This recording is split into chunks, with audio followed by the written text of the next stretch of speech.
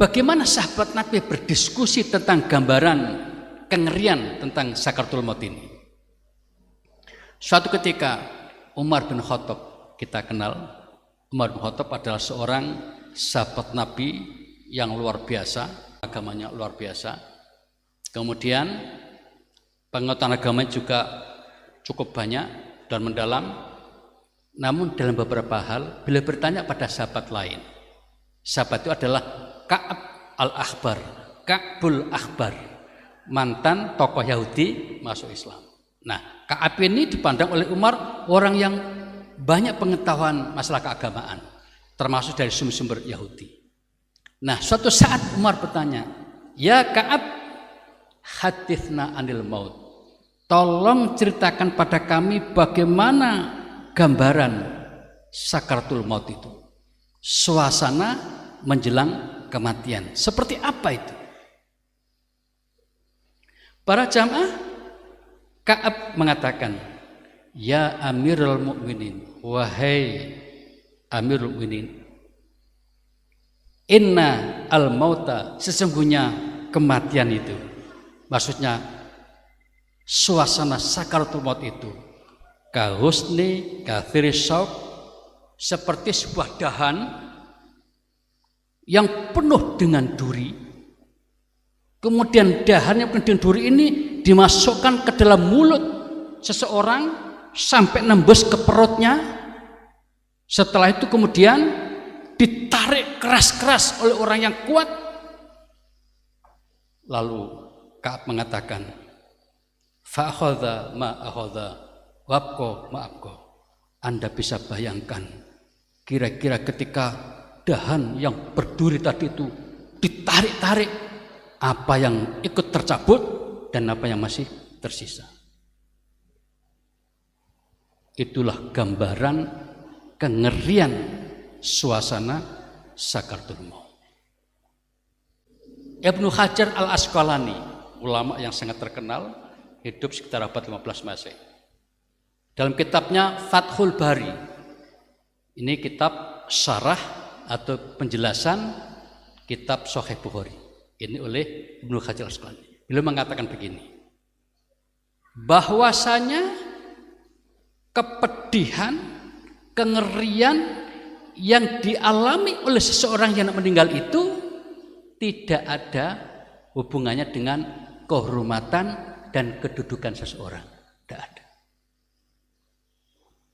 Nabi sendiri orang yang paling kita hormati dan mungkin orang yang paling mulia sejagat raya sepanjang masa ini, ternyata saat menjelang wafat juga merasakan sakit yang luar biasa. Lalu kata Ibnu Hajar, karena itu kalau ada orang menjelang wafat merasakan sakit sesakit-sakitnya, pedih seperti pedihnya, itu menambah kebaikan bagi yang bersangkutan. Menambah kebaikan bagi yang bersangkutan dan dosa-dosanya semakin banyak yang dihapuskan, dimaafkan oleh Allah Subhanahu wa taala. Jadi bagi kita yang beriman tidak perlu takut menghadapi kematian. Semakin sakit, semakin banyak dosa kita yang menguap. Dan semakin banyak rahmat yang akan diturunkan untuk kehidupan kita setelah kematian di akhirat nanti. Lalu bagaimana dengan istilah godaan sakaratul maut? Para jamaah, kita juga sering mendengar cerita ya, ketika orang itu mau meninggal, nanti akan ada iblis datang menggoda ini dan itu. Itu mungkin sekali. Sekarang saya menceritakan bagaimana peristiwa yang dialami oleh ulama kita bernama Imam Ahmad bin Hanbal. Pada saat-saat menjelang Ahmad bin Hanbal ini wafat, saat mengalami sakaratul maut, saat itu keluarganya berkeliling duduk. Tadi digambarkan oleh hadis tadi, malaikat siap, kemudian malaikat maut juga siap mengambil nyawanya itu. Pada saat seperti itulah iblis hadir. Nah, apa yang terjadi? Di antara yang cerita ini adalah anaknya bernama Abdullah bin Ahmad bin Hanbal. Jadi cerita ini langsung anaknya. Anaknya bercerita, saat ayahku sedang sakaratul maut, maka aku menyiapkan dengan kain. Karena biasanya orang yang meninggal itu kemudian mulutnya kan terbuka. Nah, supaya bisa kembali maka diikat pakai kain. Mungkin dari sini ya. Itu persiapan Abdullah, anaknya Ahmad bin Hanbal. Nah, pada saat-saat itu tiba-tiba ayahanda katanya terdiam, tidak bergerak sama sekali, sehingga kami semua menyangka beliau telah wafat. Tiba-tiba dalam hitungan yang tidak lama bergerak lagi, lalu mengucapkan tidak, belum, tidak, belum, sampai 3 kali. Lalu sang anak Abdul tadi penasaran, lalu menyapa bapaknya, ayah, apa yang ayah ucapkan? Dalam keadaan seperti ini, apa yang ayah ucapkan kok seperti ini? Ada apa ini? Kata Abdullah bin Ahmad bin Hanbal.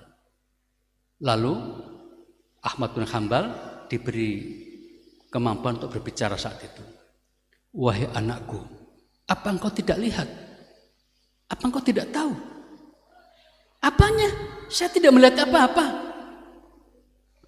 Lalu Ahmad bin Hanbal mengatakan, wahai anakku, itu adalah iblis yang berdiri di depanku sambil gigit jari. Lalu mengatakan, hei Ahmad, engkau memang hebat sekali, engkau luar biasa, tidak mempan digoda oleh iblis, luar biasa kau ini, tidak ada yang lebih hebat dari kamu. Aku mengatakan, tidak, aku bukan orang hebat. Kemudian, kamu setelah aman, belum, maksudnya Muhammad, aku masih hidup sekarang ini, sehingga engkau masih tetap ada peluang menggoda saya, menjerumuskan saya, masih ada peluang. Itulah jawaban mengapa tidak.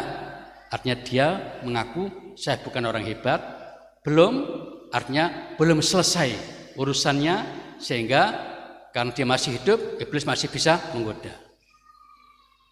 Maksud dari peristiwa ini adalah ternyata para jamaah yang namanya iblis itu sampai kapanpun namanya kita manusia dikejar, dibuntuti, dan terus dikondisikan supaya menyeleweng dari ajaran agama, supaya berbuat dosa, maksiat, dan lain sebagainya.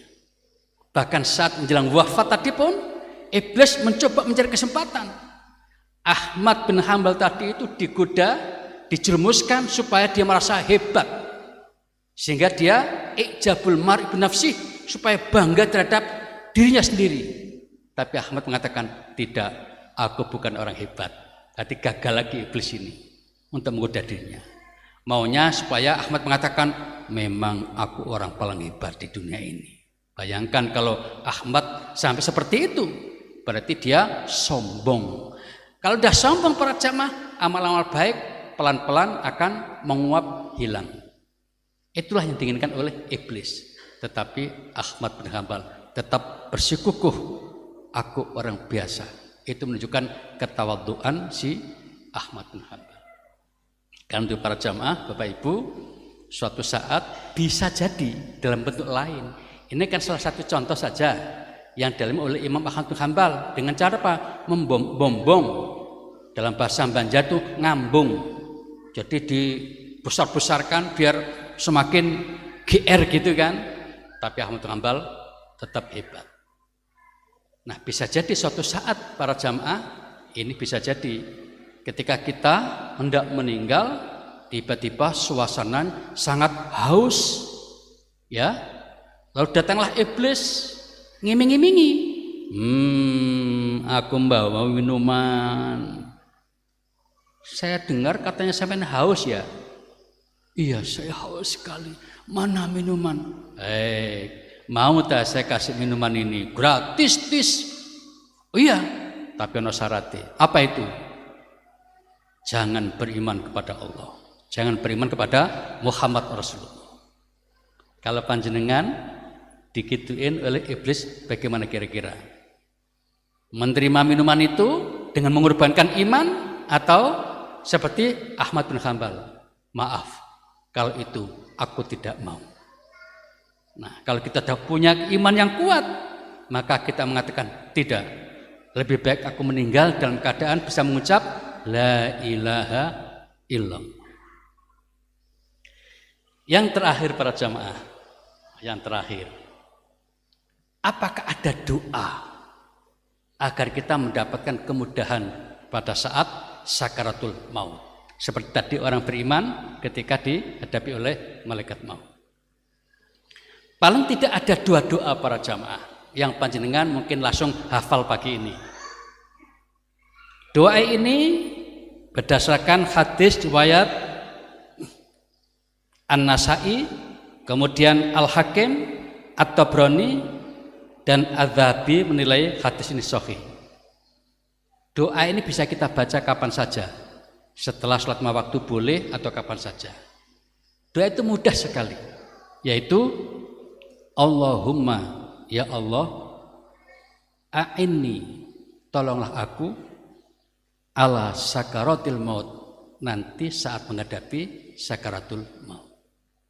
Ikuti saya, Allahumma a'inni ala sakaratil maut. Dihafalkan? Allahumma a'inni ala sakaratil maut. Karena ini juga menjadi bagian doa selamat ya. Allahumma inna nas'aluka salamatan fiddin, itu doa selamat yang biasanya orang-orang kampung itu kan. Nah, kalimat ini dari hadis Nabi. Allahumma ya Allah, a'inni, tolonglah aku ala sakaratil maut, pada saat menghadapi sakaratul maut. Ditambah dengan doa, ini agak sulit ungkapannya, tapi bisa kita baca berulang-ulang hingga hafal. Wa'udzubika ayatahabbatuni syaiton indal maut. Dan aku berlindung kepadamu ya Allah dari tipu daya setan yang ingin menyesatkan diriku pada saat sakaratul maut. Jadi yang pertama itu secara umum kita ingin aman ketika sakaratul maut. Yang kedua, kita ingin terhindar dari tipu daya iblis. Indah sekali doa ini. Jadi silahkan Bapak Ibu menghafal dengan baik, bukan hanya dihafal tapi kemudian dibaca pada saat-saat tertentu yang memungkinkan kita membacanya. Di antaranya adalah ketika kita selesai sholat lima waktu, monggo ya Allah, tolonglah aku agar nanti mendapatkan kemudahan pada saat sakaratul maut. Berarti mukmin ya. Kita ingin meninggal dalam keadaan mukmin. Dan yang kedua, kita pertegas, ya Allah, aku berlindung kepadamu dari tipu daya setan yang ingin menyesatkan diriku ketika suasana sakaratul maut. Jadi kalau belum hafal Arabnya, boleh bahasa Indonesia dulu, pelan-pelan nanti menghafal Arabnya. Demikian Bapak Ibu yang bisa saya sampaikan pada kesempatan pagi ini. Waktunya sudah jam 7. Kita berdoa kepada Allah, semoga kita semua dalam keadaan sehat lahir batin, semoga iman kita tetap terjaga hingga akhir hayat kita, sehingga kita nanti semuanya mudah-mudahan bisa mengakhiri hidup dalam keadaan husnul khotimah.